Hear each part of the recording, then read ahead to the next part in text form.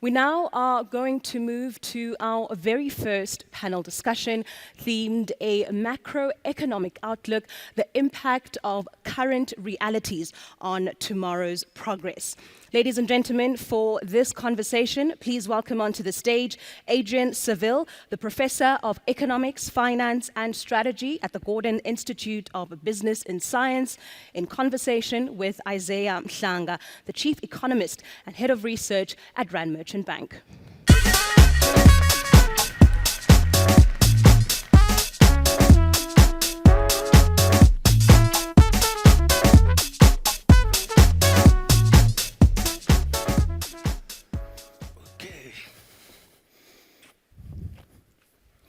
Good morning, everyone.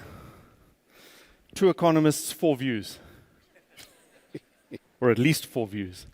Let me not over-advertise and perhaps try and deliver. So the setup for this morning is I'll do a brief introduction to tee up our conversation. Isaiah Mhlanga is going to, the Chief Economist at Rand Merchant Bank, is going to then present his views on the world in which we find ourselves and a reading of context, reality, circumstances, and these big drivers and big changes and the implications for the payments industry. Gita has already set the scene or painted a backdrop that we live in an ever-changing world. And if we take the circumstance, the context against which we find ourselves, there is absolutely no shortage of noise, of difference, of diversion, distraction that takes us into a ever-changing and oftentimes increasingly changing landscape. Rewind the 48 hours that Gita referred to, and it probably was somewhat difficult to see $100 oil. But on Monday morning, the prospect of $100 oil suddenly seems very, very real. And then we have added to that backdrop the unlikelihood of break-even inflation in the United States, the lead steer for the rest of the world, arriving at the 2.5% that the 10-year bonds tell us is the outlook for inflation in the US. That looks increasingly unlikely. And then this economic unicorn of soft landing or no recession. Very, very hard to imagine that. So on the horizon, there are potentially a number of distractors. And how do we distill that noise into knowledge? How do we make sense of that? A game that I like to play with my business school students and executives is to ask them, if you were given a choice and you could choose any ingredient that would make your business magnificent, that would make your work much easier, what would that ingredient be? A big call out is for leadership. The suspicion being that if you get leadership right, everything else solves itself. Another very common ingredient is people. Jim Collins, in a famous quip, if you get the right people on the bus can almost drive itself. They'll solve all of the problems. Market share might matter, brand, reputation, route to market, economies of scale, economies of scope. And not for one moment would I suggest that any one of these things doesn't matter. The question is, which matters most? If by magic you were given the opportunity to choose an ingredient that's going to drive your business. And the work that we've done over a number of years suggests that whilst all of those matter, none of them is the most important. That the single most important ingredient is the context in which you find yourself. Now here I've got a massive conflict of interest as a strategist and an economist. Of course I'm going to think that the environment matters. But let's rewind to James Carville, who led Bill Clinton's election campaign and said to Clinton, if you want to get re-elected, it's very, very simple. It's the economy, stupid. If you get that right, the rest solves itself.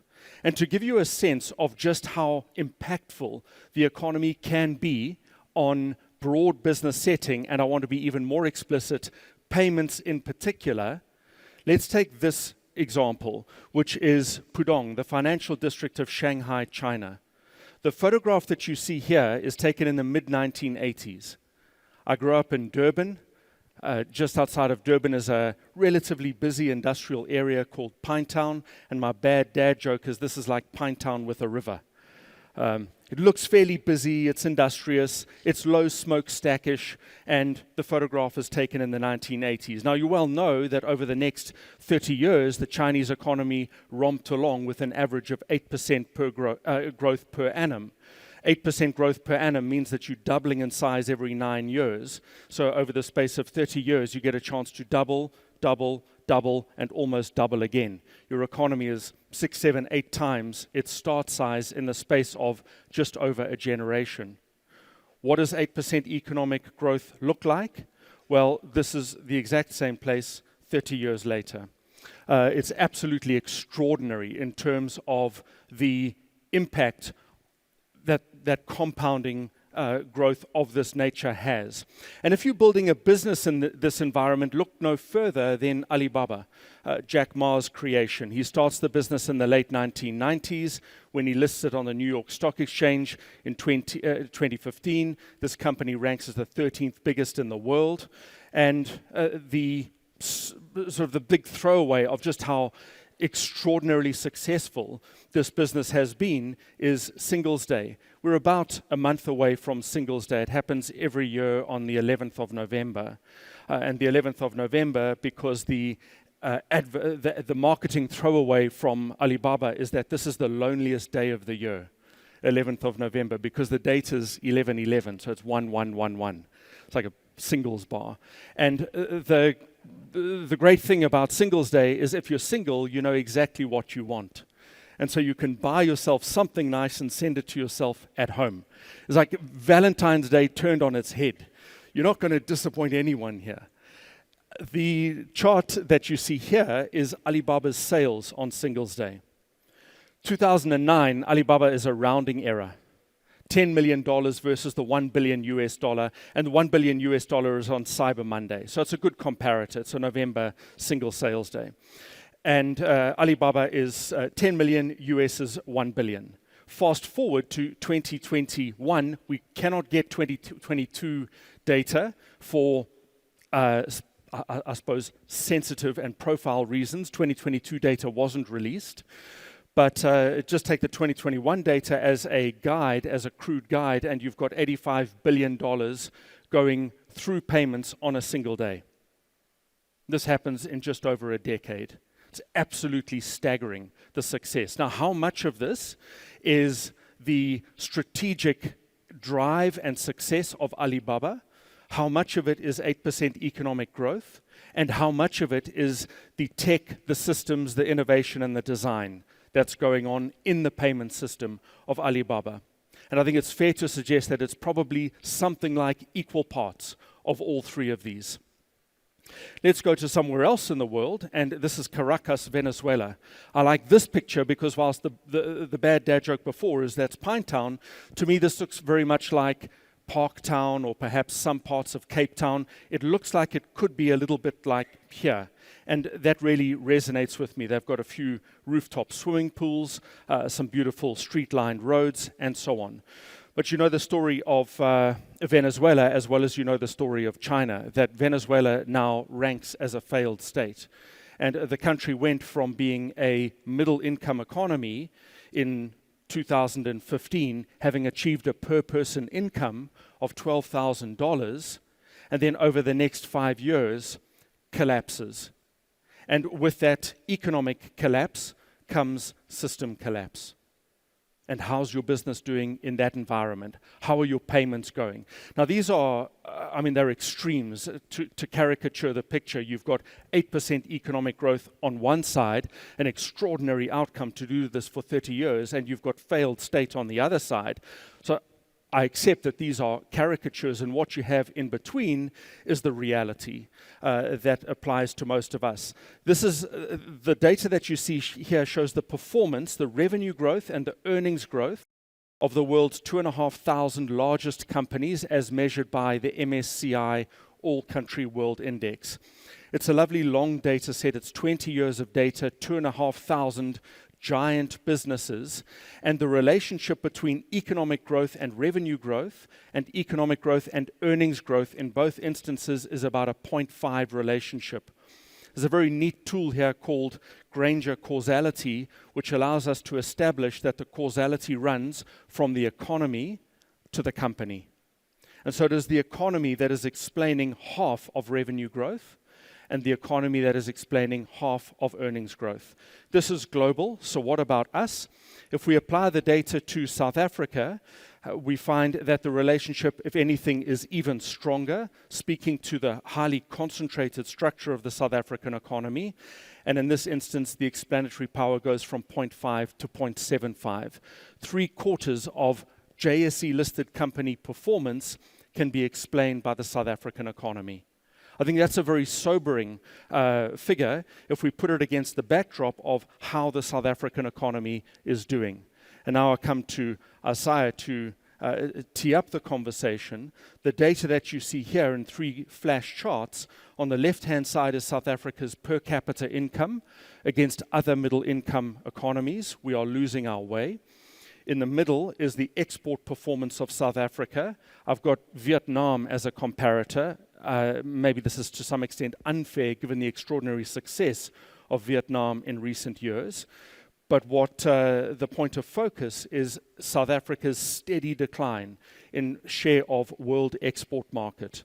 Share of world export market is a great way to evidence your ability to compete. And here South Africa has steadily been losing its way. And then the big disconnect between policy promise and policy delivery. And what I've mapped here is GEAR, ASGISA, NGP, NDP, and then although Mboweni, bless his cooking skills, although Mboweni didn't promulgate policy, he spoke in 2019 about the prospect of South Africa achieving 3.5% economic growth. More realistic, and even then, the deficit continues to yawn in the difference between the promise and the delivery. So our job as economists is to depress you. Work is done. To finish the job, Isaiah.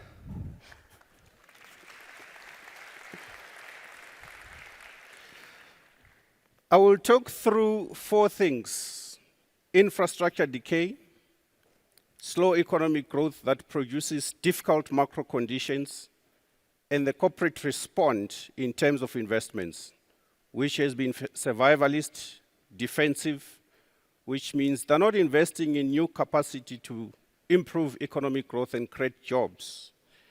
And then lastly, the fiscal context that we find ourselves in, which lends itself to the high likelihood of potential civil unrest like we saw in July 2021. So first, I will show you a situation in the transport and logistics sector. We always speak about the need to reform the rail sector. We always talk about too many trucks that we see on our roads transporting bulk goods, which is not usual for fast-growing countries. If we just go back to 2012, we had about 767 million tons of freight payloads. Fast forward to 2022, that's 994 million tons. But if you look at the split between roads and rail, you see a very clear picture. Rail constituted about 27% of total in 2012. That has declined to about 16% of total. All of that went to roads. For roads that have not been designed to carry bulk goods, which means we actually erode them much quicker than what they are designed to do. And then if we look in terms of freight transportation income, also we see a reduction in rail, and that reduction has been taken up by roads. Almost a similar, if not worse, circumstance has taken place in passenger transportation. Rail was a significant player at 63% of the total transportation journeys. It declined to 7%. All of those people have moved to road. If you look in terms of income, also similar picture. Rail income declined, while road income increased. But as we know, the bulk goods or bulk transportation happens over rail. We have turned the situation around, which implies that there are significant costs that the South African economy pays because of this dilapidation of rail transportation system. And then let's look at most recent trends. The chart on the left-hand side shows you rail and road freight volumes. If you look at rail, a slight blip in 2020 because of COVID, and then in 2022 because of strikes, but the trend continues. If you look in terms of road, a recovery from COVID, but what we see in the recent months is a moderation, which means the economy is no longer performing as it was just a couple of months ago. On the right-hand side, we show income, similar trends again, but what I would want to draw you to is what happens to rail. While the volumes are declining, income has flatlined, which means it's much more expensive to carry goods over rail. And then if we look at passenger transportation journeys, South Africans are not traveling to the same extent as they used to before pandemic. That's the chart on the left-hand side. The recovery in rail is just marginal. But if you look on the right-hand side, again, from an income perspective, we have not yet regained all the income that used to be driven from passenger transportation system. But look at rail. Income has increased faster compared to volumes, which means those that are using rail are now paying a lot more compared to what they used to pay. And then the second aspect is the declining electricity supply that we all know of. We will be quite fortunate not to experience load shedding throughout the day, but I'm sure it's something that we have become accustomed to, which has prompted a response from the private sector. If you look at household, Eskom tells us they have invested nearly 4.4 gigawatts worth of solar panels, batteries, and inverters. Corporates, just this year alone, close to 3.2 gigawatts of investments. This is not productive investment. Essentially, it's trying to cushion themselves from the impact of load shedding. This is funds that could have been invested in capacity building that could generate jobs, grow the economy, and improve living standards of South Africans. So in effect, the private sector is responding defensively, and we can see it in the investment numbers. What you see here is business confidence with private sector investments. While business confidence continues to decline, and in fact, it's approaching crisis levels that we saw during the COVID pandemic, but also during the global financial crisis and the Asian crisis earlier on. If you look on the extreme right of the chart, you will see private sector investment that continues to grow despite the low confidence. So what's driving this investment? If confidence is low, normally private sector does not invest. But in this case, we are seeing private sector investment continue to rise. The earlier picture I shown from an electricity investment perspective in renewable energy is one big story of why private sector continues to invest despite the low confidence. And indeed, if we disaggregate investments, it's quite visible from the numbers. The yellow line or the orange line, other assets that account for investments in computers, research and development. It's in technology. Of course, the digitization that we saw post-COVID is driving that investment. And if you look at the machinery and equipment, which is the other portion that is rising quite significantly, that is where investments in solar panels, batteries, and inverters is captured. So investment in on energy generation solutions to try and cushion businesses from the load shedding that we currently see. If we exclude these two, you get the bottom line, which is the the purple line, which essentially says outside of investments in energy and technology related to the digitization, we have not yet recovered to the pre-pandemic levels of investments in the rest of the economy. So companies are not investing in capacity building investments that will improve jobs and grow the economy. And indeed, these have impact on how fast the economy can grow, which is quite visible in South Africa's growth relative to other large emerging economies. You can see in terms of growth, South Africa's growth has been quite behind other emerging markets, which is on the extreme left. Over the decade to 2019, our growth was just close to about 1% or just over 1%. The emerging market peers has been growing by a median of 3.7%.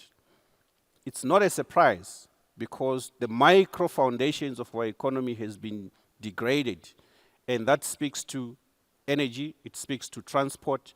You can add water.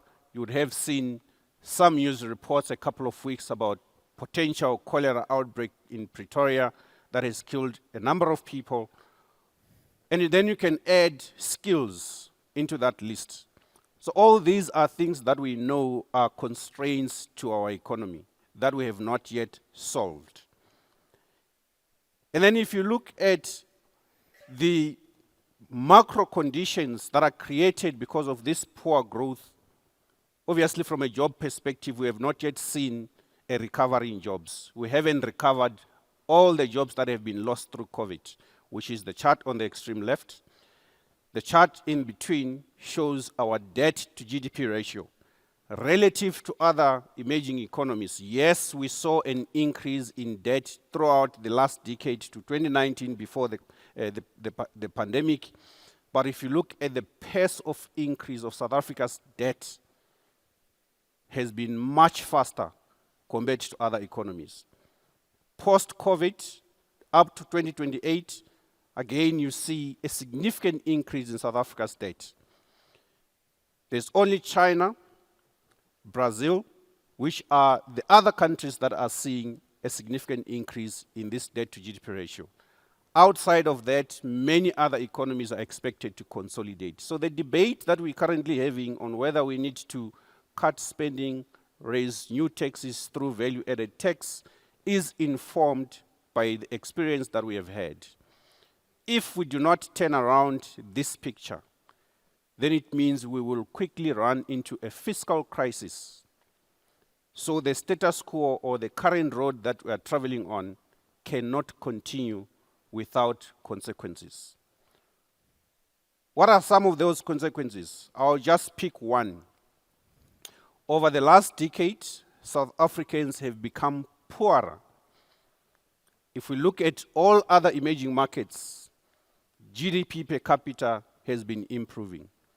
So South Africa is one of the very few countries that experienced a declining quality of life or living standards. And when people are poorer, they don't spend as much. They don't transact, which ultimately affects payments. 4 things that we need to do that are not new, we have always said, but they're not being done, at least not fast enough where they are being done. We need to consolidate our spending, cut spending, particularly on non-productive spending, on salaries and wages. I know from some quarters in labor unions, they will push back, but what we see currently cannot continue. We can't talk of salaries and wages without talking about productivity of the economy. The second one would need raising of revenue, including potential increase of VAT. The third one, reorganize public sector, ensure safety and security, which can improve our tourism sector, and decisively deal with corruption. All of these are not new. These are things that we have always heard from public sector itself, from the private sector, saying these are the things that needs to be done to turn around the prospects for investments and for growth. And then the last one really has to do with actually providing solutions to the constraints that keep the South African economy not growing. Ramping up on economic reforms. It takes too long to fix the rail sector. It's taking too long to fix our energy. It's taking too long to fix our water issues. We haven't even started talking about the reform of the energy of the education sector that can build skills, which is the primary avenue through which poverty can be reduced. All of these things are painful to do. They are hard. But that is the medicine that is required. And yes, it's bitter, but it is required to prevent the South African economy from going into ICU and potentially inclusive of a fiscal crisis and a social or civil unrest. If we don't do these things, in the next 5 to 10 years, the situation will likely be far more difficult than where we find ourselves. So we need to resolve these things fast and much more decisively. Again, another economist depressing you, but these are the realities that we face in our economy. Thank you.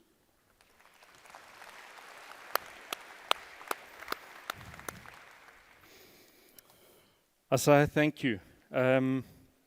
So first, just to remind everyone in the room, we've got the Slido that's available, so please won't you post your questions to that platform to allow me to look after the conversation.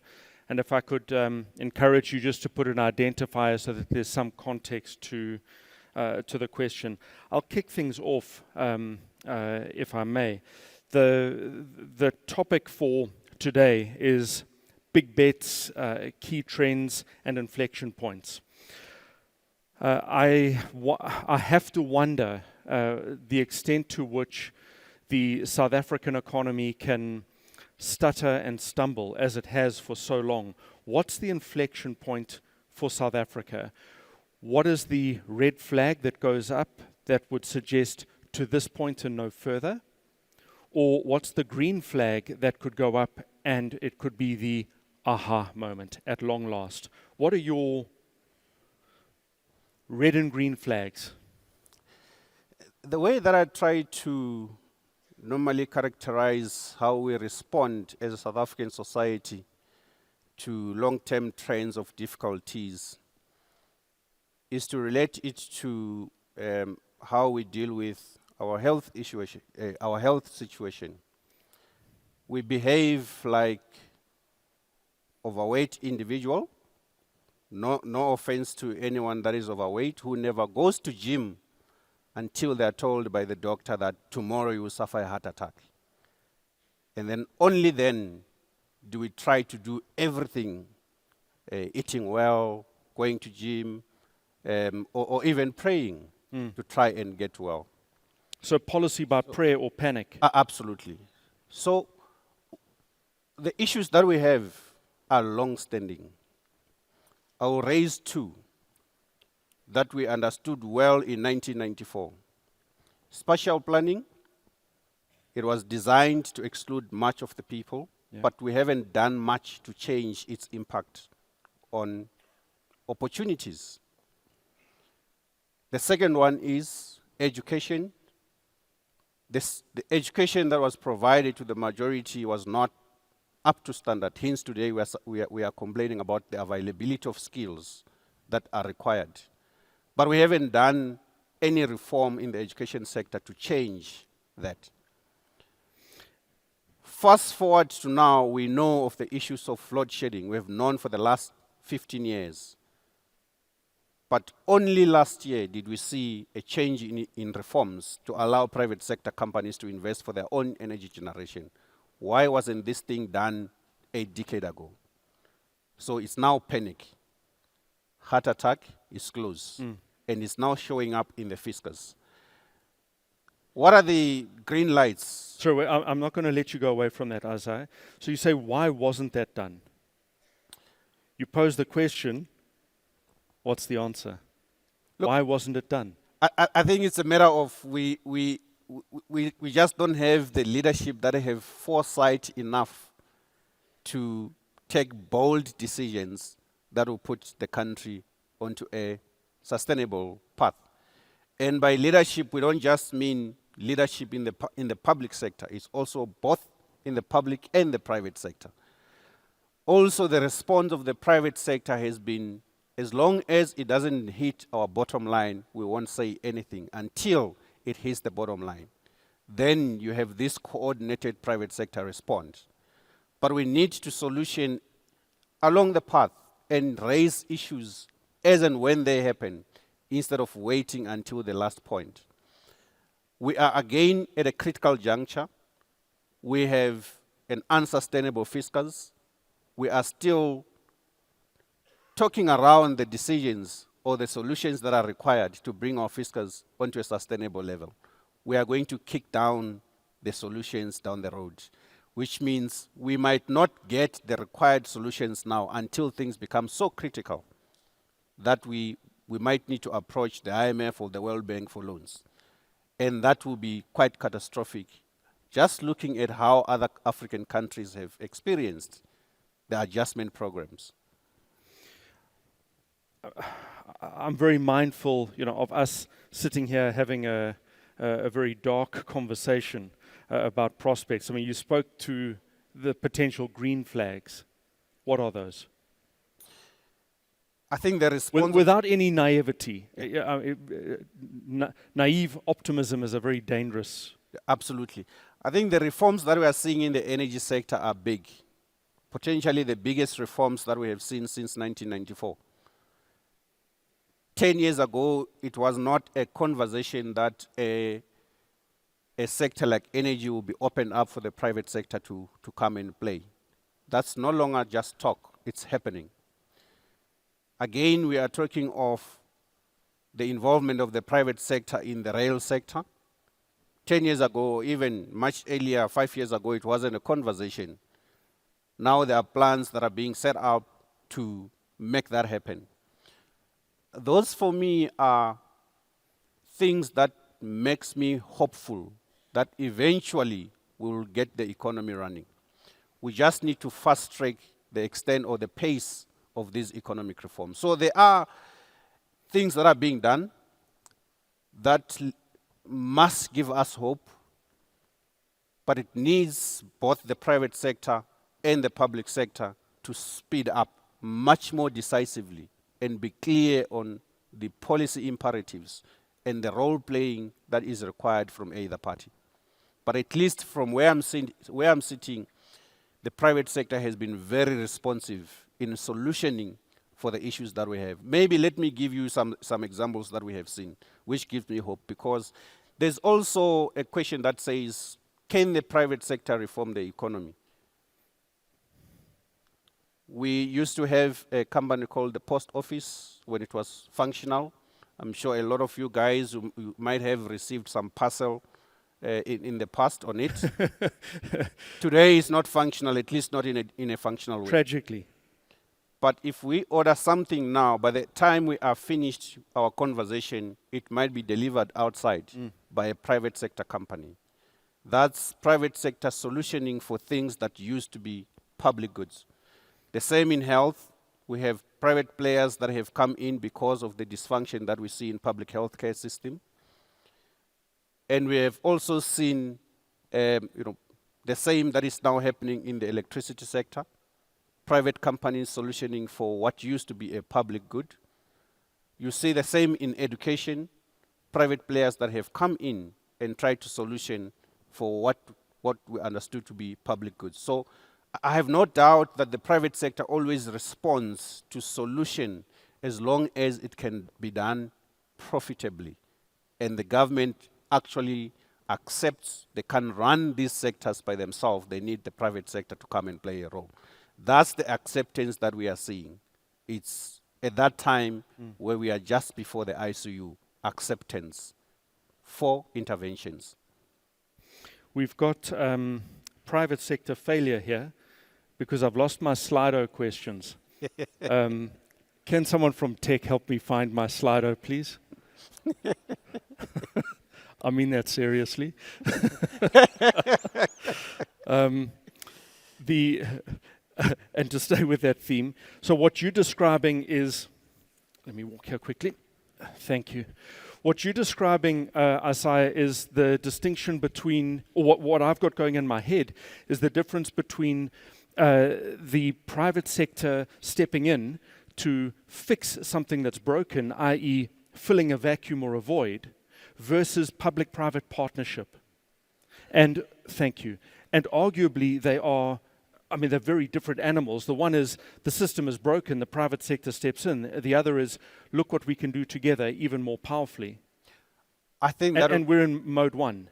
I think that would be much more ideal, public-private partnership, because there is a role for government to play, there is a role for the private sector to play.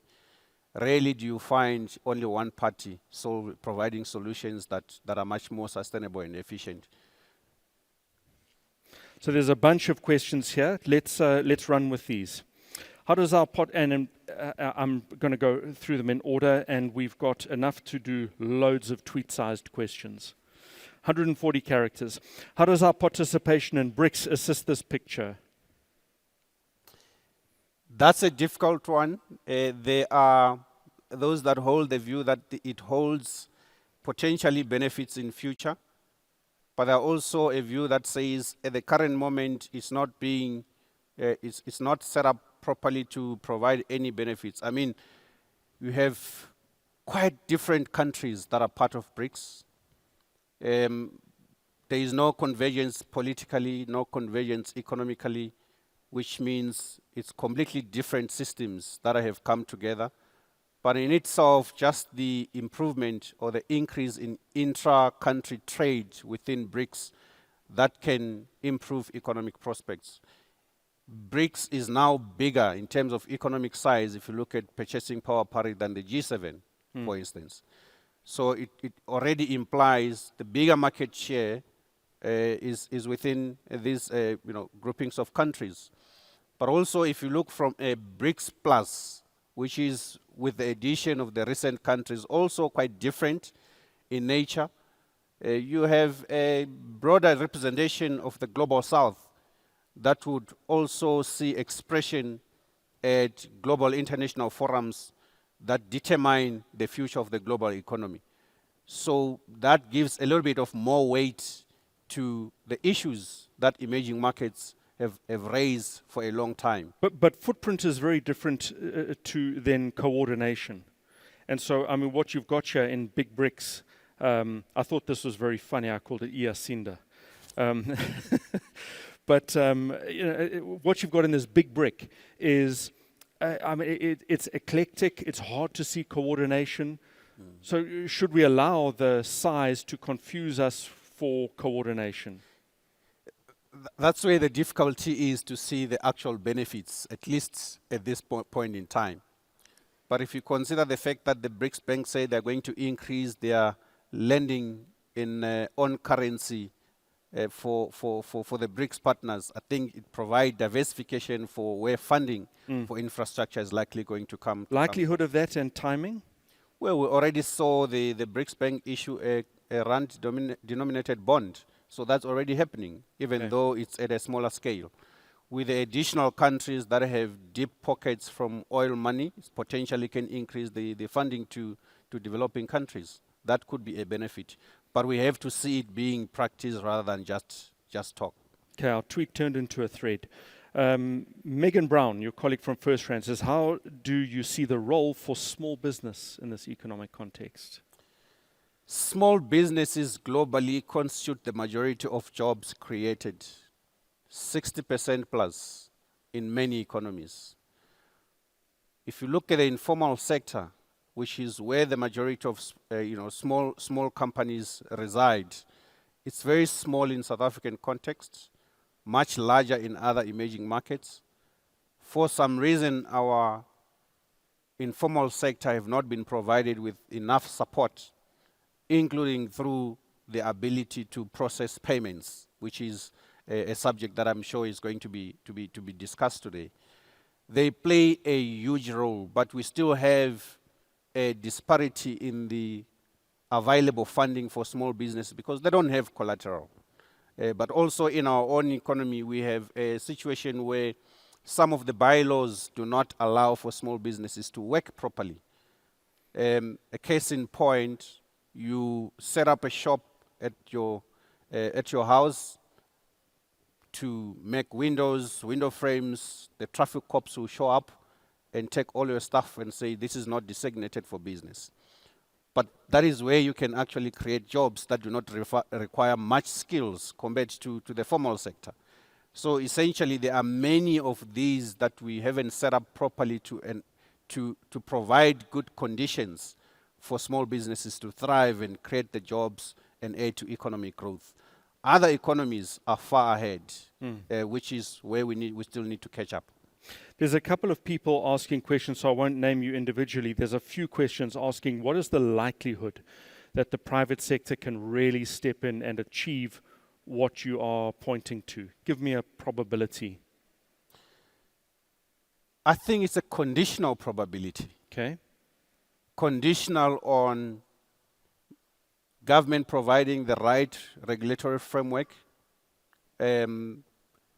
I would put it at 60%, because I have seen, as I demonstrated, where the private sector has stepped in and providing solutions to what used to be public goods. So we already have examples of that. And much more recently, we have a very clear example in terms of energy, where they have, the private sector has stepped in, households also stepping in, because the legislative framework has been enabling.